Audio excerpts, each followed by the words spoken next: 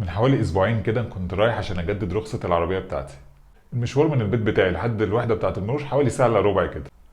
انا قلت اروح بدري بقى عشان الحق اليوم من اوله، لان انا كل ما بتاخر في المرور كل ما الزحمة بتزيد. الحمد لله عرفت اني اوصل بدري. بعدين بدأت بقى اول حاجة اعملها هناك، الراجل طلب مني البطاقة. بثقة بقى بفتح المحفظة بتاعتي عشان اجيب البطاقة، لكن للأسف اكتشفت ان البطاقة مش موجودة.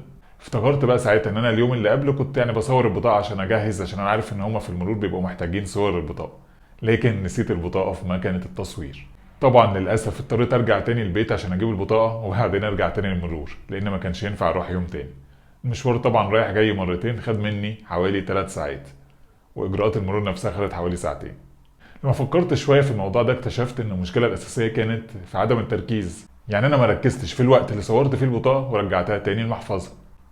كان في تمرين بعمله زمان كان بيساعد التركيز ده ان هو يزيد بشكل كبير جدا، وهو ان انا اكتب بايد عكس الايد اللي بكتب بيها. يعني انا في العادي بكتب بايدي اليمين. التمرين ده كان هو ان انا اكتب بايدي الشمال اي حاجه لمده 5 دقائق يوميا. التمرين ده كان بيزود التركيز بشكل كبير جدا، لكن للاسف انا اهملته مؤخرا. عشان كده انا هعمل تدريب مجاني هيبدأ يوم الاثنين الجاي الساعة 8:30 مساء بتوقيت القاهرة. هنعرف فيه ازاي نتعلم اسرع ونحسن الذاكرة والتركيز بتوعنا. فهنعرف في التدريب ده الاخطاء اللي احنا بنعملها لما بنيجي نذاكر، وهنعرف ازاي نتجنبها. هنعرف بعض الحاجات اللي بنعملها عشان تحسن الذاكرة والتركيز مع تطبيقات عملية هنعملها اثناء التدريب. وهنعرف ازاي نعمل الخرائط الذهنية، وازاي نقدر نستخدمها في ان احنا نكتب الملاحظات بتاعتنا. التدريب هيكون لمدة 3 أيام، هيبدأ يوم الاثنين الجاي وهيخلص يوم الخميس لأن الأربع هيكون أجازة.